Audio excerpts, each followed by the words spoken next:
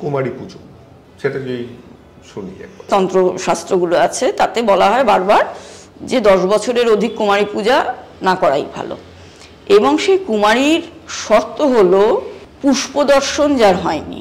বহু ক্ষেত্রে মেয়েদের বিয়ের সময়ও বাসসজ্জায় বা ফুলসজ্জায় সাদা চাদর পেতে রাখা হয়, যে মিলনের পর রক্ত যদি না পড়ে তার মানে মেয়েটি আগে থেকেই কোনো যৌন সংসর্গ করেছে এবং তার জন্যে তাকে বার করে দেওয়া পর্যন্ত হয়।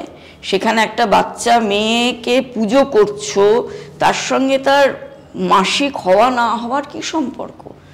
বলা হচ্ছে সে পুষ্পদর্শন যতক্ষণ না করছে সে তার মধ্যে দৈবী ভাব আরো প্রবল থাকছে। দুটো কিন্তু অন্য, মানে চাদরটা পাঠা হয় হাইমেন, হ্যাঁ রজস্বলা হয় পিরিয়ড। হ্যাঁ